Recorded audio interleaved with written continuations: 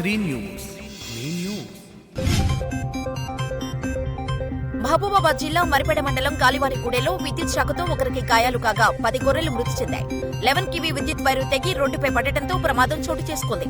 ప్రమాదంలో 1,50,000 రూపాయల ఆస్తి నష్టం వాటిల్లిందని యజమాని ఆవేదన వ్యక్తం చేశారు.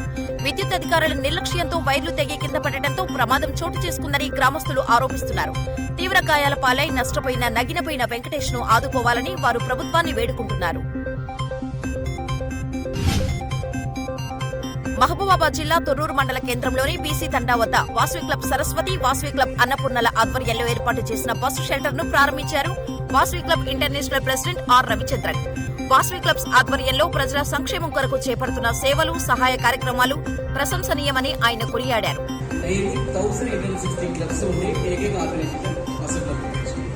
ఇది కమ్యూనిటీ బేస్ ఆర్గనైజేషన్ గా ఉంటాను. We're doing service to the society only. అందరికీ చేస్తా ఉంటాను.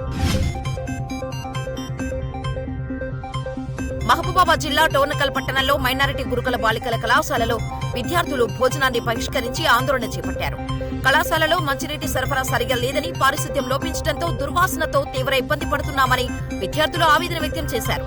ప్రిన్సిపల్ రాగసుధ తమను నిత్యం వేధిస్తున్నారని, ఆమెను విధుల నుంచి తొలగించాలని డిమాండ్ చేశారు.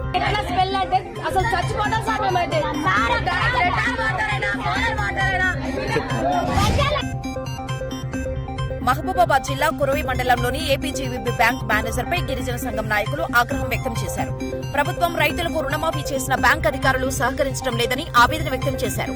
బ్యాంక్ అధికారులు రైతుల పట్ల పక్షపాత ధోరణిని వీడి న్యాయం చేయాలని, లేనట్టయితే ఆందోళన చేస్తామని హెచ్చరించారు. ఇప్పటికైనా గిరిజన సంఘంగా డిమాండ్ చేస్తున్నాం.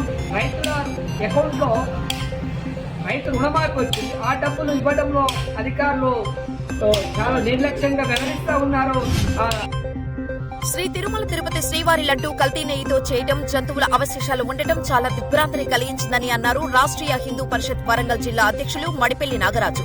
కల్తీకి కారణమైన వారిని కఠినంగా శిక్షించాలని, నెయ్యి టెండర్ కంపెనీదారుడిని శాశ్వతంగా బ్లాక్ లిస్టులో పెట్టాలని ఆయన డిమాండ్ చేశారు. తెలంగాణలోని అన్ని దేవాలయాల లడ్డూ ప్రసాదాలను నాణ్యతా ప్రమాణాల పరీక్షలు చేయించి భక్తులకు నాణ్యమైన ప్రసాదాన్ని అందించాలని వారు ప్రభుత్వాన్ని కోరారు.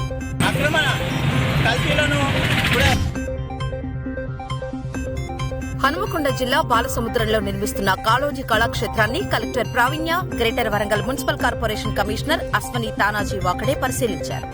కాళోజీ కళాక్షేత్రం ప్రారంభోత్సవానికి అన్ని ఏర్పాట్లను సిద్దం చేయాలని కలెక్టర్ ప్రావీణ్య అన్నారు.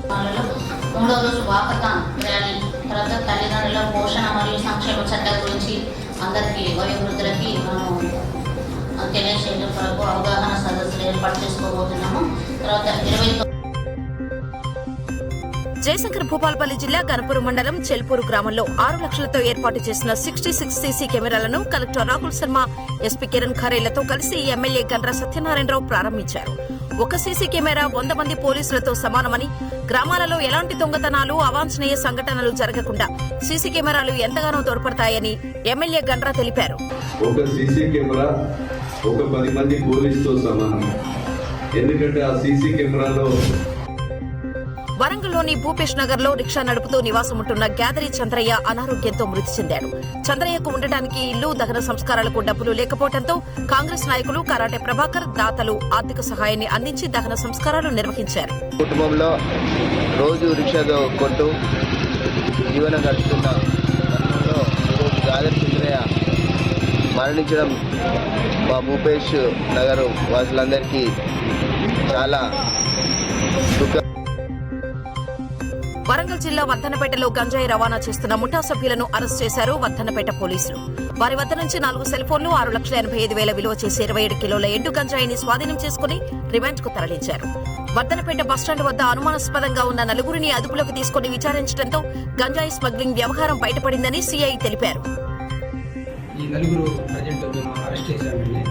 ఇప్పుడు ఈరోజు మనం డివిజన్ కస్టడీకి పంపిస్తున్నాము. వాళ్ళు మొత్తం కూడా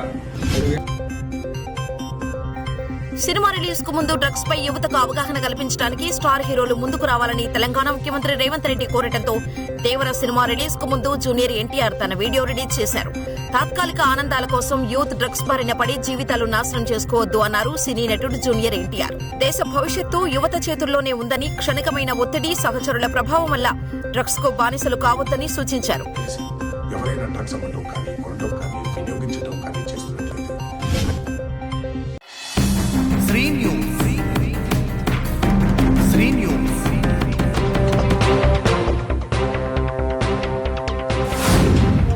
శ్రీ న్యూస్.